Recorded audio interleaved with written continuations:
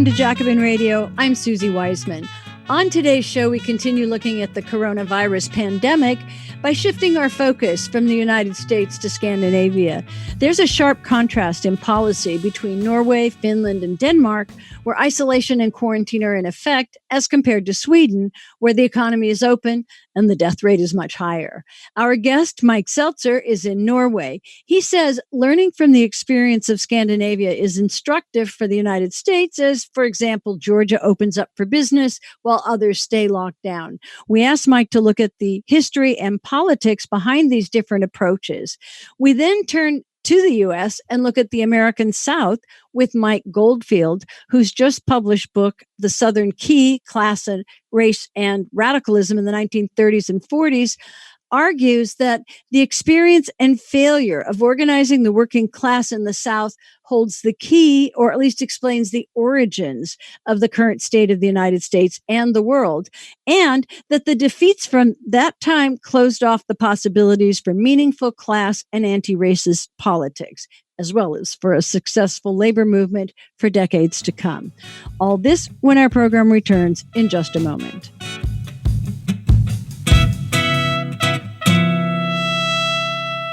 Welcome to Jacobin Radio. I'm Suzi Weissman. Very, very pleased to have Michael Seltzer with us. Mike is a professor emeritus at Oslo Metropolitan University. That's in Norway. He's also a cultural anthropologist. He went to Norway way back in the 1960s, working in the engine room of a Norwegian freighter, and then I guess liked it, or the political situation in the U.S. was such that he moved there in 1975 and has lived there ever since. And he's also a former Teamster of Local 41. And he's joining us today to provide a comparative look at the way the various Scandinavian countries are dealing with the COVID-19 pandemic. Because Mike thinks that it'll be instructive for us in the United States to see how what has taken place in Northern Europe may represent what might take place in the United States, both in a good way, as in Norway, Denmark, and Finland, in the states where the lockdown stays in place, and of course on the bad side, as in Sweden, in those states like Georgia, where the non-lockdown folks are getting their way. Now, of course, the extraordinary development today on the coronavirus front is the rising pressure here in the United States just to do what I just said. And it's coming from diverse sources to end the lockdown and quarantine and open up the economy for business. One of the central sources for arguing in favor of this is in fact using the experience of Sweden, which is supposedly an exemplar of Western scientific rationality. And that's because in Sweden, the government has not shut down businesses and has denied the reasoning of what has been in practice everywhere. So first, welcome, Mike. And then can you maybe outline the policies put in place in Norway, Denmark, and Finland, and talk about the result, and then get into Sweden? Thank you for having me, Suzi. I hope sometimes you'll get me not in the wake of a disaster. But to briefly summarize, more or less March 11th, March 12th, Norway, Denmark, and Finland all went to total lockdown, which meant what you're doing, I think, in California now. People, except in essential occupations, healthcare, transport, grocery stores, drugstores, the latter two were to be kept open. Of course, all the hospitals and clinics, ambulances, the trucks were to keep going, and everyone else was to stay home. We were locked down. We were to stay home. And what's happened is the curve in all three countries has more or less been the same. Each day since that time, the number of hospital admissions has gone up, and then it reached a point, and then they've been going down and down and down steadily since that time. And as a result, last Monday, all the kindergartens in Norway opened. Wow. Because all the schools and universities have been closed down. That was part of the lockdown. All the kindergartens opened. The Monday that's coming now, the first 4 grades of elementary school in Norway will be opened. They're doing the same in Denmark. They're more or less following the same, the kindergartens and then the primary grades in the school. And it's big news today. Next week on Monday, in the following week, let's say 9 days from now, all the hairdressers will be open. And the Norwegian authorities are saying 2 things. You have to wash your hair before you go. Wash it with Clorox? No, the usual shampoo, because they won't be doing shampoos. And you have to make an appointment so that you don't get barbershops and hairdressers filled with customers all, what can happen. And as it looks, well, the Norwegian authorities, they say things will not be getting back to normal, but by midsummers, which is a big time here in Scandinavia, because I think you've been here, Suzi. That's the sun never goes down. And there usually people have celebrations, but there's not going to be celebrations this year, but things will be more or less going back to normal. But Norwegians, the month of July is the common vacation here. You get 4 weeks. And the authorities are saying, spend your vacation in Norway. Also because those foreign tourists are not going to be coming. On those big cruise ships, there's not going to be any of that, which will make some people happy. If you live in a fjord and then you look out the window and there's an 8-story cruise ship in front of you. But in terms of money, it's going to help the tourist industry, which has really been hard hit. This is really kind of crazy, though, in a way, because it's interesting because it sounds like Norway, and you say Denmark too, are trying to do a kind of midway between what Sweden is doing and the rest of the world. So obviously, this is given what we know so far about the virus and the fact that there's more than one round that we expect of it in this pandemic, that this may prove to be premature. That's a big issue being debated here, whether this is just the first wave or the second wave, but they make a big point out of the decisions are being made by a broad coalition of medical personnel, researchers, and in the last instance, then the government, which is brought in to implement things. But the big emphasis here is on the word broad.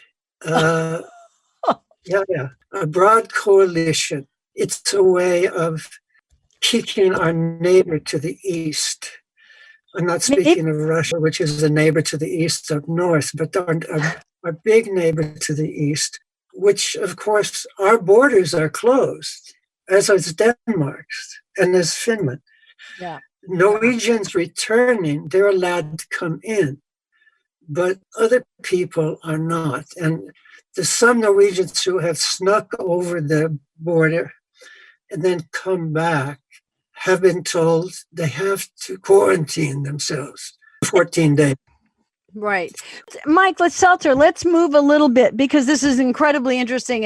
And you just said that, I guess one key part of it is that the borders are closed and even if they open it up in the summer, it's going to be Norwegians vacationing, not others. So that it'll be interesting to see how this comes out. And then obviously we want to move to Sweden because that example, is extremely important because they are putting forward themselves and as the example for those places that want to lift the quarantine and reboot the economy.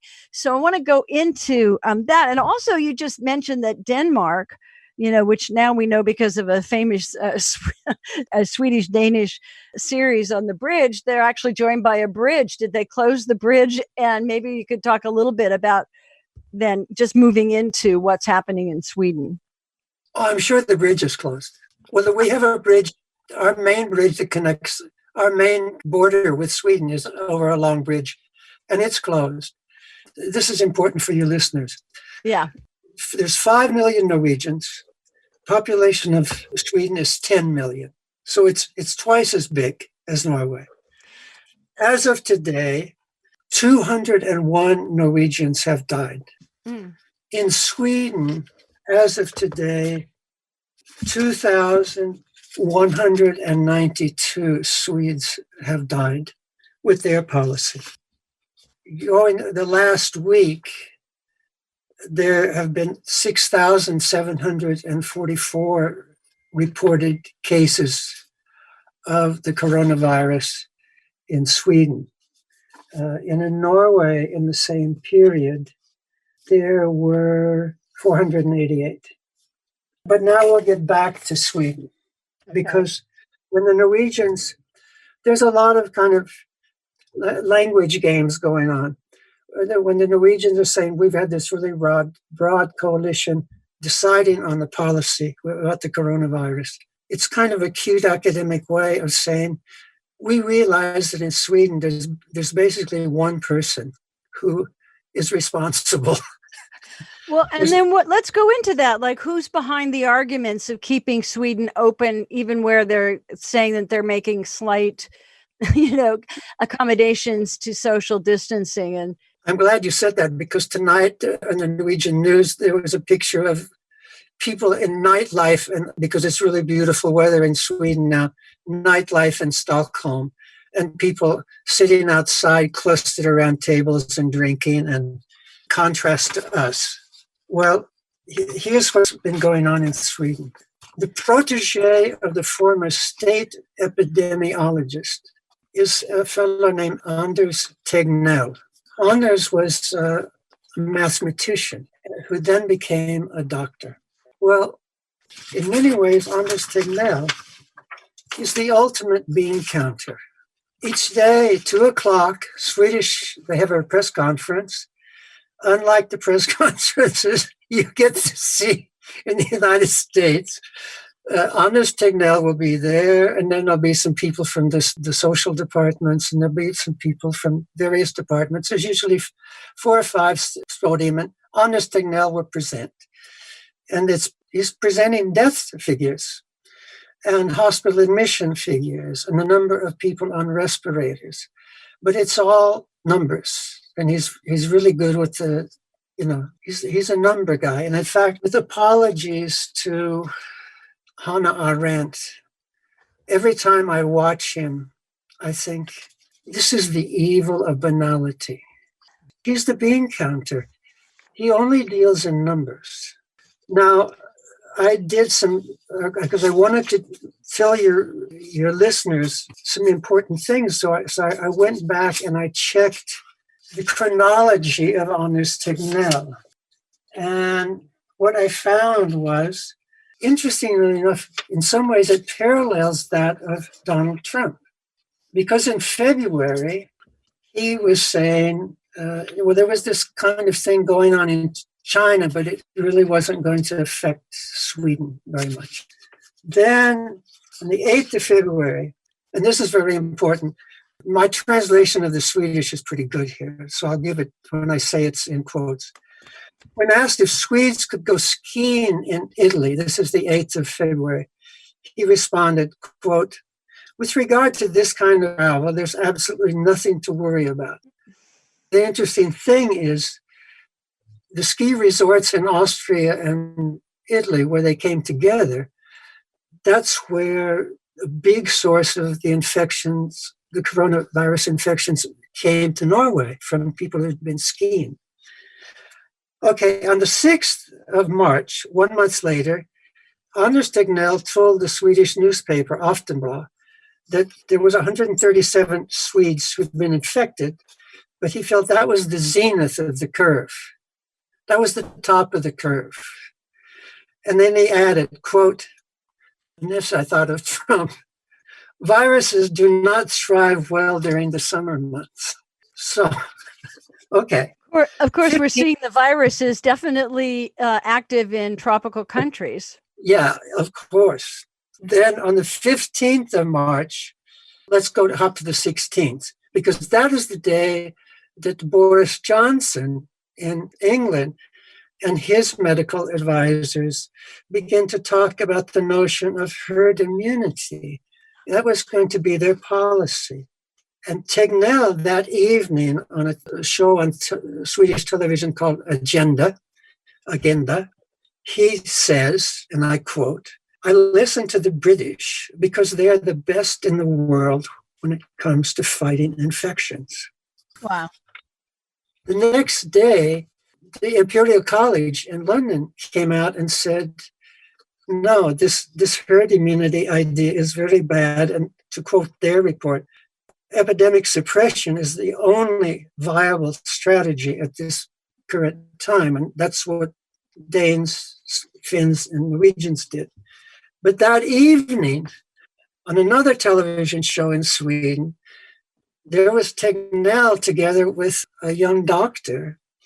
And the young doctor had the guts to challenge Tegnell and say, well, he just read a letter by about 30 scientists and doctors in Britain published in The Guardian that day, saying that the herd immunity idea was disastrous.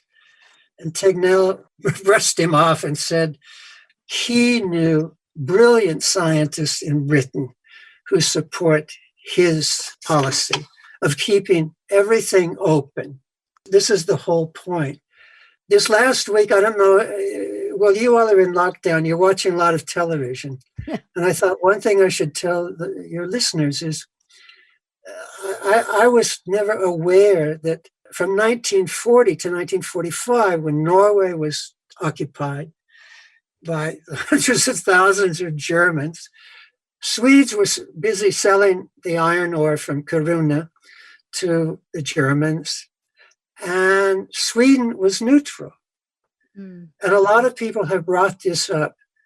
Finland was invaded once. Finland was involved in fighting for 5 years. Denmark, of course, was occupied as we were. Sweden was not. And one thing, as I'm watching Swedish television, they're showing these films that were made in 41, 42, 43, 44. They're all light comedies. This is taking place while almost all the Jews in Norway were put on a ship and taken to Auschwitz and murdered. And the Swedes they have these light comedies. It's generally, it's the petty bourgeois and the serving girl that married the son, and romances and humorous innuendos. And in this way, it's kind of replicating what we're seeing in Sweden today. Sweden this evening, everybody out enjoying themselves. The Swedish schools being held open. And one thing that I've tried to point out to some of my political friends is 1 out of every 5 students from first grade up to high school, they go to private schools, not public schools like we do in Norway. So there's a lot of money involved, since there's 2 corporations that run quite a few of the schools. And of course, the restaurants are staying open. So the restaurant owners and of course the people that work there, they're happy. The bars are staying open. And the Swedes are making things, they're saying things like no more than 50 people should be gathered at one time. I wanted to come in just for a second, Mike Seltzer, because this is just incredible. And the way that you're sort of setting it up, it becomes pretty obvious. The reasons, I was going to ask that question, why, is Sweden doing this? And, I did get to see one interview with Tegnell, and they asked him, how it's going in Sweden. He said, everything's going well, except the death rate. And that was like a stark admission, of course. And yet, you've just laid out the explanation, which is obviously about, the economy. And of course, we've seen now in the United States by certain retrograde, lieutenant governor of Texas and in Georgia and other places where they've suggested that, well, this is mainly going to hit the elderly and maybe we should just let them die. It's better not to sacrifice the economy for the elderly. And I want to kind of go back to your characterization in a way of Tegnell, because you show him as a bean counter in charge of this policy, but it's very clearly that he's got the sort of same, shall we say, I don't know, neoliberal outlook that, would put that in the prime place. And of course, you sent me an article that highlighted the sort of quasi-eugenicist arguments that, I think that's the reason you're alluding to Sweden in the 40s. And of course, it has a connection right here in the United States as well. And I'm talking about Ezekiel Emanuel, the bioethicist who is a prominent advisor to Obama in formulating the ACA, the Affordable Care Act, and now is an advisor to Biden on the coronavirus. So I threw too much in there, but I thought it would give you a sort of, opening to talk about where you think these policies come from in Sweden and to trace it. Well, the one thing that is shared in terms of, you can call them mortality patterns in Denmark, Sweden, Norway, and Finland is the majority of people dying are in homes for the elderly. Now, I'm somebody who knows a lot about total institutions. In total institutions, there are things like meningitis at army camps. I'm sure, and I've seen some statistics in the States, prisons, when all activities, eating, sleeping, and working are carried out under one roof by people who are confined. It's a beautiful breeding ground for any kind of bacterial infection, viral infection. And if it's people who are elderly with not the same kind of immune system that younger people have, they are at risk. And of course, Tegnell, when he's doing his death counts, he will say, yeah, it is bad. In fact, a few weeks ago, they said, perhaps people from outside should not visit the elderly in there. But this is the whole thing with Sweden. They kind of look down our nose, Tegnell does, at the Norwegians, because we punish people who break the quarantine. They get a big fine. And no, in Sweden, we give them a counsel and we let them do these things voluntarily. It's it's kind of like we're so rational, we Swedes. But I watch him every day. It's like someone wrote once in Vietnam where they had the 5 o'clock follies, where the newspapermen would hear about body counts, which were lies, of course. But here I was thinking, it's the 2 o'clock follies every day. We all switch on Sweden, and there's Tegnell, and he's up first, and he's got his graphs, and he's been waiting for the plateau to be reached, but the plateau is not being reached, and people are dying. And they're dying at 10 times the rate that they're dying. The difference between 200 and 2,000. These are people, and I think as I wrote to some people, but back in the 20s, eugenics was very big in Sweden. It was very big in Norway as well, and of course in the U.S. And I said the first institute of so-called race hygiene was set up by the Swedish government in the 1920s. And a lot of the Germans, Mengele wasn't there, but a lot of the people that taught him, they did their little studies.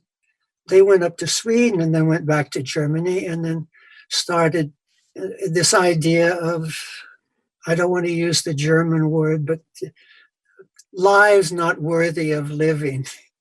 Right. And as you probably know, as a historian, the Germans were prepared for this by films were shown of inmates at homes for the mentally retarded and so forth. And then a big sign came up.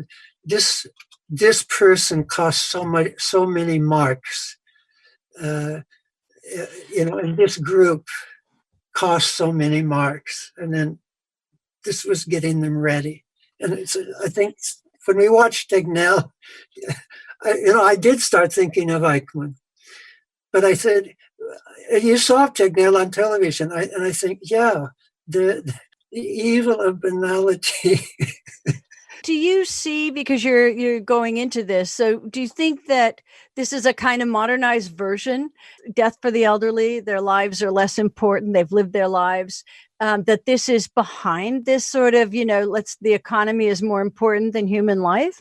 That's a hard thing to say. I'm sure Tegnell has grandparents, but I think it's a very rationalist idea. And, Ezekiel Emanuel, when he wrote that big article in the Atlantic, it was saying, well, you're 75 and you've done your life and you've done your thing. And then you're kind of a burden on the family, but understated, you're a burden on the economy. And it always bothered me that he was the man that, one of the few doctors that Obama listened to when he was planning. No doubt, because of his brother Ram. And it's also quite, I guess this is the reason that I brought it up, because we're going to have to end in a minute. And I just thought it was, quite important to bring that up too, because he's now an advisor to Biden on the coronavirus. And, it's kind of an irony. Biden, who is the presumptive nominee, is 77 years old. So he's part of that elderly past use of this article in the Atlantic. So we're talking about Ezekiel Emanuel, the bioethicist, who's arguing essentially that after 75 you're more of a burden than anything else on society, and it may not be deliberate, and I'm not putting this forward as deliberate, but Mike Seltzer, it just looks like in Sweden and other places, maybe in Georgia, where they're really rushing to reboot the economy and say that that's the important thing, that there's an underlying, let's call it a prejudice or eugenicist bent. Would you see it that way? Yeah, for those of us who've looked at the history of race hygiene in Sweden, also in Norway. But can I say one final thing? Yeah. When I see the people demonstrating in the US to open up, the one variable that we haven't taken up here is even Sweden, but Norway, Denmark, and Finland, we have social democratic governments. You're unemployed here. You're getting your unemployment. There's been funds that have been set up. We're very special because we have a lot of oil money. But there's funds that are being set up to keep businesses going. Not that the businesses aren't allowed to run, but they're not going to go bankrupt because there's funds. But workers, I can understand the workers that you see demonstrating, because this idea of what you're going to get a check for $1,200. By my estimate, a family of four, how much food is that going to buy them for maybe 2 weeks? A lot of rice and beans. But when that's gone, then what? Right. And you see the long lines on the television of the cars at the food banks. Right. Well, what happens when you don't have the money to put the gas in your car? And those food banks are charities. This is not the state providing. Of course they're charities. I mean, it's here people are, most of my neighbors, I live in a big block of apartments. Most of my neighbors, they're not working now, but they're getting there. Nobody's going to starve to death. Nobody's going to turn off your water, your electricity. This is the same in Denmark, Finland. I think we've just about run out of time, Mike Seltzer, but obviously this is an incredibly important issue. And I'm glad we ended, just on that basis, because the other part of that is that anybody who does get sick in any part of Scandinavia can rely on a healthcare system that will not exclude them. Although even now, Trump is even saying that those with coronavirus will be treated regardless of cost. It's an opening here in the United States, but we're in a very much worse position because we're not getting the kind of income supports for both businesses, small businesses, and individuals that they're getting in Scandinavia. Nonetheless, that doesn't mean, as you've said, Mike Seltzer, that the most intelligent policies have been put in place with regard to reopening the economy. But we've run out of time, and I want to thank you so much for your insights and actual reporting on what's going on throughout Scandinavia and the very different policies put in place in places like Norway, where you are, and Denmark and Finland, as compared to Sweden, where things are pretty much open for business. Thanks for joining us, Mike, and thanks for staying up as well. Mike is a professor emeritus at Oslo Metropolitan University. He's a cultural anthropologist. He's been in Norway for more than 40 years, and he's a former Teamster from Kansas, right? Kansas City. Kansas City, and there you go. Thanks for joining us today on the show, Mike Seltzer. I'm Suzi Weissman. Don't go away.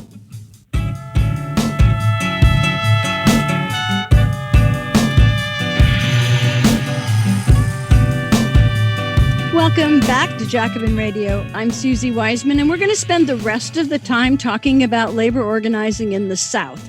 And of course, this is a really important issue for right now, because as we watch the unfolding of this pandemic, what we're seeing is that for the most part, those sectors of the United States that are itching to reboot the economy and get it going, including Georgia, but also in the other places, as we saw in the last segment, where they talked about the economy was more important than the elderly's lives, that, there's sort of attitude that discounts the quality of human life over a sort of symbolic notion of what the economy is all taking place in the South. And that's also where we see the sort of center of reaction in the United States, in the attack on, the war on women, the war on gays, we see fundamentalism, and in every other way. So I think this is going to be a great place to go and look at some of the origins of that with Michael Goldfield. He's got a brand new book out called The Southern Key: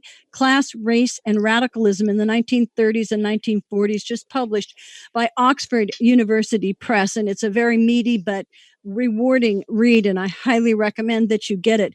Mike is a professor emeritus of political science, and he's currently a research fellow at the Fraser Center for Workplace Issues at Wayne State University, where labor studies got its start, I think.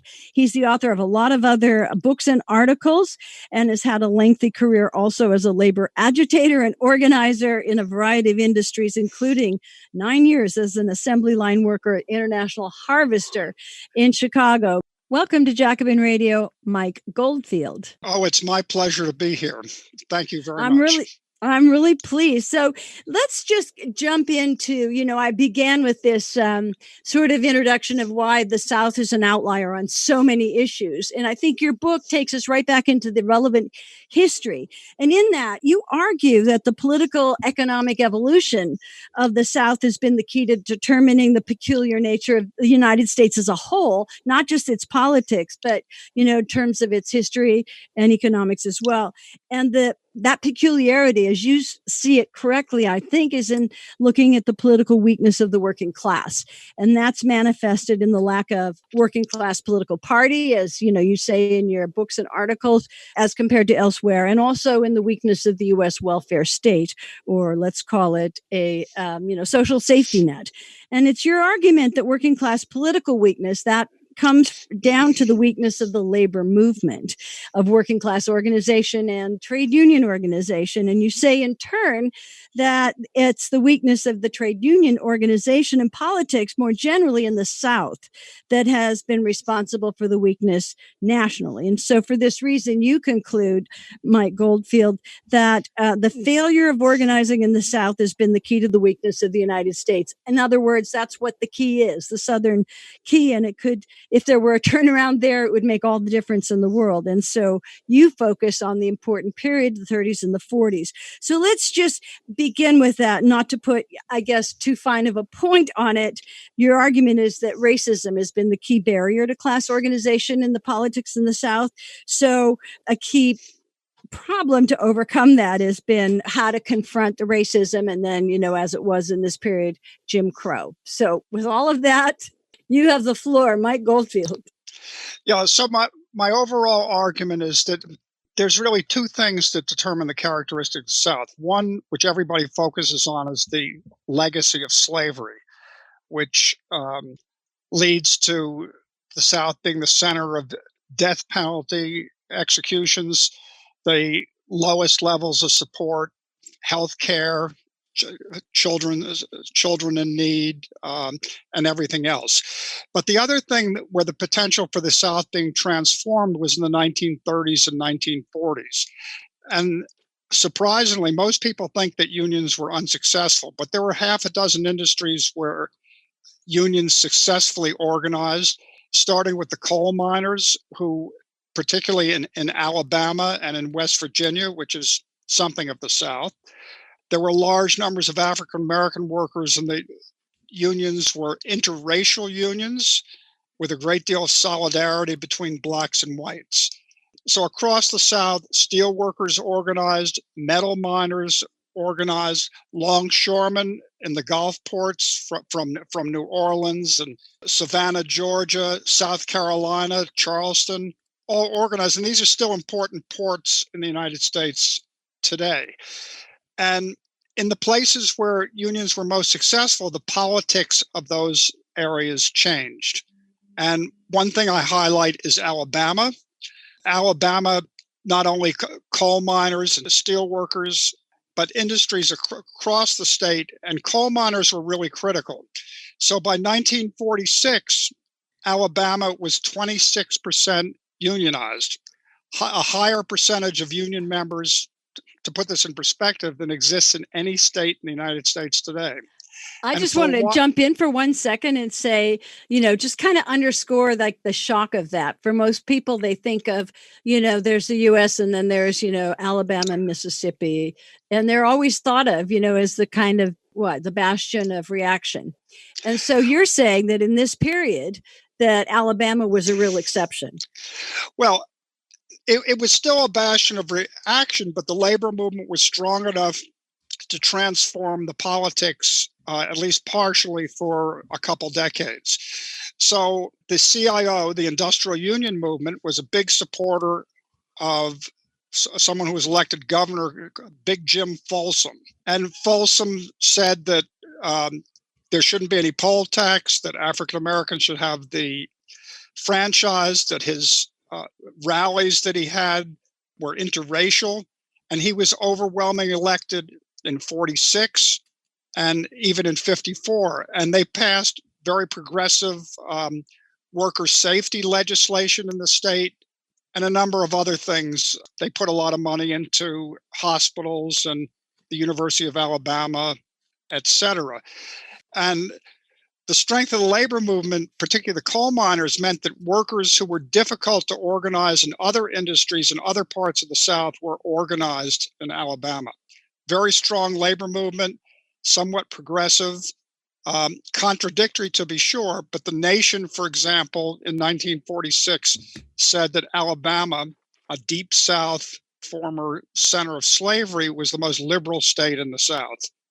And the potential for the South being transformed existed, I argue, in the book. And other states had beachheads of this sort of thing. In Louisiana, the labor movement was somewhat strong. The long machine, a contradictory machine, got a lot of support from the labor movement. They integrated some of the universities in the late 50s in a way that didn't happen in other southern states. So we have some glimmerings of potential. And if the labor movement had been more successful and the South had been organized, the South potentially could have been transformed, and with that, the country as a whole. And just to give a perspective in terms of what you said before, the South is, people say, backwards, but the reactionary attitudes that flow from the lack of unionization are all over the place. So, for example, where you are in California, just a couple percentage of the people, when polled, are birthers. In other words, say that Barack Obama was born in Africa, not in the United States. In some states in the South, a majority of whites believe that he was not born in the United States. And this is and these attitudes are contrary to any type of evidence. Why would you have such attitudes? You have to be open to racist arguments. And it's these attitudes of whites that, after the defeat of labor unions starting in the late 1950s, early 1960s, the Republican Party turned from being, wishy-washy on civil rights to appealing to racist whites in the South. This starts with Barry Goldwater, goes through, Nixon, who invented the Southern strategy and the name for it. Reagan, who's getting all these kind words these days, and George W. Bush continued this. And you can really draw a straight line from these attitudes and perspectives up to Trump. So Trump, while he's certainly got his peculiarities, is nothing new in this attempt to appeal to backward racial attitudes of whites in the South. And this also explains a lot of where we are today, right? As you said in your introduction. One thing I was going to ask you before we go into sort of the way that racism and Jim Crow, presents itself in the union organizing struggles that you go through in your book, The Southern Key, you just mentioned the exception of Alabama. And of course, the exception were with coal miners. And throughout the world, miners are always, in the vanguard of class struggle. It's the peculiar conditions of mining and elsewhere. And so maybe that's a little bit less of a surprise. I don't know if it is. And of course, we've seen, Salt of the Earth, that wonderful film that, is sort of is about that. But I just wondered, because the other side of what we know about the South and the difficulties of organizing is a very different position, let's say, for textile workers. But can you go through perhaps looking at the objective conditions that you say in the South were favorable enough for organizing in the 30s and 40s? And you give example like Birmingham, and we know that even later. So, how did Jim Crow and racism play into even, the CIO attempts to organize the South? So we had several different things going on. The coal miners, one thing I talk about in the book is the type of leverage that different groups of workers have. Coal miners had a lot of leverage. So if you're a coal miner, you're with a group of people, you're using dynamite to blow up coal, you're building structures to keep from caving in. Nobody in their right mind goes down into a coal mine several thousand feet below the surface without knowing what they're doing. So when all the coal miners in the country struck, as often happened, there was no way that they could get replacement workers, scabs, to mine the coal. And so even during World War II, when the government seized the coal mines, coal miners had signs that says you can't mine coal with bayonets. And it was true. On the other hand, textile workers, and we can see this today in the modern world, textile is a low capital, low skill industry. You can train people, textile workers, in a matter of weeks and bring them up to speed. And it's also very movable. So if the wages are too high from the point of view of owners, they move it. And so virtually all textile, except for, very fancy stuff, left this country in the last few decades. And for a while, it was in China. But even in China now, wages are too high for textile owners. And so we see it in Bangladesh and Vietnam, and Indonesia and other countries where the wage levels are lower. So the lesson that one draws from that, if you're in an industry that doesn't have a lot of structural power, then you better have a lot of allies to help you. And so we can see that in some of the successful struggles in the South in the past couple of decades. So one place I look at is Mississippi. So Mississippi, in the past few decades, is a center for catfish farming. Catfish used to be this junk food, garbage food that people wouldn't eat, and eventually it became a delicacy and was grown in catfish farms. Many of these farms in Mississippi have as many as 1,000 workers in them. And what happened is, in order to mobilize, and these are overwhelmingly African-American workers. So in order to mobilize, they mobilized their whole communities, broad coalitions of people to shut down the catfish farms and to gain lots of support and publicity. And they were successful in unionizing in the 80s and 90s catfish farms in Mississippi. So if you're in an industry where you don't have a lot of leverage, then you need much broader support in order to be successful. And that's something that most of the labor leaders in today's unions don't seem to understand. They go to organize, they hand out cards and hope that people will support them, whereas the companies have broad support in terms of attacking them. So this difference of having what I call associative power. And during the 1930s, and the unique thing about the 1930s and the 1940s is there were millions of people in unemployed organizations who both fought in their own communities against evictions, for more social welfare support, but they also came to the aid of workers in strikes in large numbers. So workers in many places, including in Detroit, were able to count on large numbers of workers from unemployed organizations to bolster their ranks. And it wasn't just the unemployed. Farmers in many places united and provided food for strikers in a much more organized fashion than we see taking place today. People need food. Farmers aren't organized to give people food, so nobody's doing it. And we see food while people are going hungry. We see farmers having to destroy food because there's no way to get it to the people who need it. Can we just step back for a minute, Mike? Because in a way, you got forward to the kind of successful union organizing drives, let's say in the 70s and 80s and beyond. But I want to go back to, what allowed for that to happen.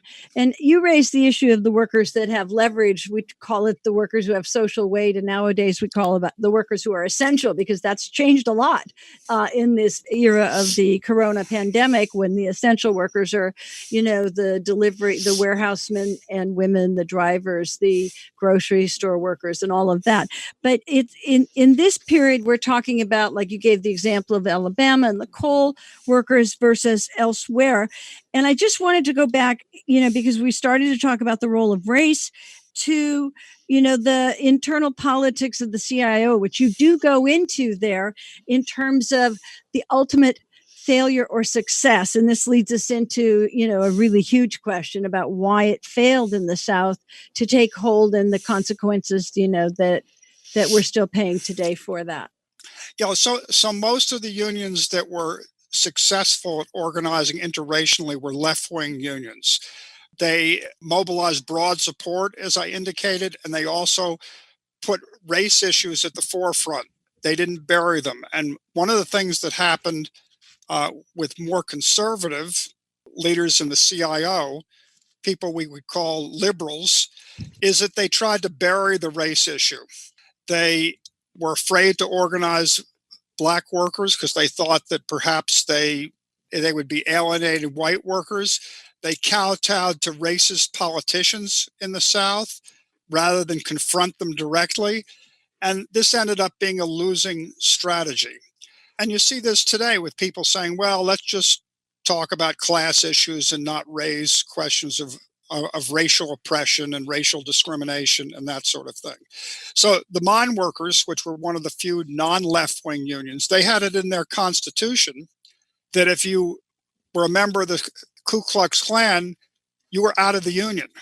It was incompatible to be a Klan member and to be a union member. And this was in Alabama, Tennessee, throughout the Deep South, as well as in the North and the West.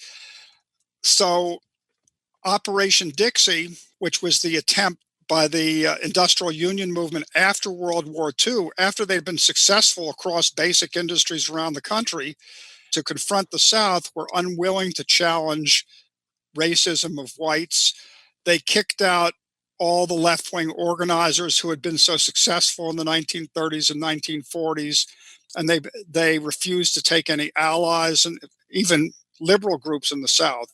And they failed abysmally. And it's their heritage that we see today in the labor movement, in most parts of the labor movement, the inability to organize and not even knowing how you can organize workers. And there are some exceptions. I would say that Justice for Janitors, which was centered in your own area in LA, was an exception in terms of mobilizing people, and also gaining a lot of allies when they didn't have a lot of leverage. I mean, janitors are not somebody who, when they stop work, like coal miners, the country's main source of energy during the 1930s disappears. It just means that the buildings aren't clean, and maybe they can even get replacement workers. So they had to mobilize a lot of support big picket lines to keep people from entering the buildings and whatnot. But aside from some of these exceptions, we see very narrow approaches to organizing throughout most of the union movement. And I would make a contrast, for example, the auto workers, the United Auto Workers, of which I was a member for 10 years, long time ago, before I went back to school, has failed pretty abysmally in the past few years. They failed in Chattanooga, Tennessee, and they even failed more recently last year in Mississippi in a plant that was 50% African American. And if I could just step in right before you finish that sentence, just for our listeners, because what we've seen, since the revitalization, let's say, of manufacturing in the South, is that companies like Boeing and Volkswagen and others foreign manufacturers are going to the South just precisely because there's no organization of labor, or there's very little organization of labor. And in the case that you mentioned in Chattanooga, the union drive, could have been successful, but even the governor stepped in and said, not in my state. We're not going to allow, we have right to work state. Right. And so this happened in Chattanooga, and it also happened in Mississippi. But interestingly, in 1946, when Mississippi was absolutely white supremacist, upfront, and reactionary, in Laurel, Mississippi, which was the center of the U.S. and world plywood industry. So wood is an important industry in the South, is important because pine, unlike hardwood in the Northwest, is a renewable product. In another 20 years, you can have big pine trees, so you can keep harvesting pine trees.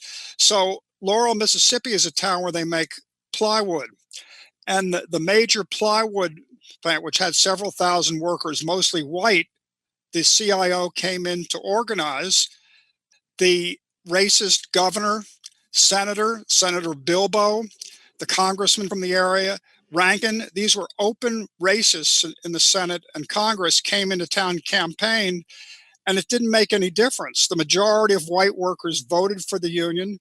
The union had clear things to offer people: higher pay, safer conditions. Whereas when we see what took place in Chattanooga, it's not clear what the union had to offer. They had been made so many concessions in terms of the big three, GM, Ford, and Chrysler, that it wasn't clear that they would even bring anything better to the workers in that plant. So part of it is what you have to offer and what tactics. And they also promised they wouldn't strike. So how are workers going to get leverage if they're not able to strike? So we see that, and the UAW is often considered a liberal, progressive union, but they're as bad as any in terms of their ability and willingness to do what's needed to do to organize. On a more hopeful note, so I was just going to say, because we have about 3 or 4 minutes left, and I want to jump from there to now, because we've seen the catastrophic results and I'd love to hear in your response a little bit about what you thought they might have been able to do differently. But we're living with those results today in terms of the reactionary nature of these states and how dominant they are in defining literally, what happens in the United States. So go ahead. So we've seen in the past few decades a dramatic transformation of the working class. Coal was virtually non-existent, despite the Trump administration's attempts to pump it up. Coal miners are going to be a lost breed. But we've also seen a huge decline in retail stores, but in replacement for that, we have a new economy. So we have logistic hubs, basically warehouses and transportation hubs, and these exist in major cities in the South as well as in New York. So Memphis, Tennessee, which is right at the top of the Mississippi Delta, definitely deep south, is a major warehouse hub, delivery, food growing. Suddenly this becomes critical. And we look at distribution, distribution companies, Amazon being at the top of the heap, and workers have had a great deal of difficulty organizing. They've been fired. They have terrible positions that's been exposed even in the mainstream press, because they're so vital in this during this pandemic, and it's so clear to all of us how important they are. Workers are getting more outspoken, and it may be that there are more possibilities for organizing these workers in the new economy. The other industry, the biggest industry in the country, is the healthcare industry. The statistics vary, it depends, but by my count, there are 21, 22 million people in the healthcare industry, majority of them female. And there's also a myth that comes from earlier periods that women workers aren't as militant. But as I show in my book, even during the 1930s in textile and other industries where there are large numbers of women, they were at least as militant as the men. So I think that in these critical industries that are growing, the possibilities for new organizing are becoming more likely than they were a year ago. And that's a good place to end it. And I'm sorry we've run out of time, but Mike Goldfield, congratulations on this really magnificent book. It's called The Southern Key, Class, Race, and Radicalism in the 1930s and 40s. And it's highly analytical, and you should pick it up if you want to try to understand literally the nature of politics in the United States, not just in the South, and of course, working class organization. Mike Goldfield is a professor emeritus of political science at Wayne State University. He's written a number of other books, including The Decline of Organized Labor in the U.S. and The Color of Politics. And I want to thank you so much for joining us today, Mike Goldfield. Suzi, it's been my pleasure. Honored to be on your show. Thanks so much.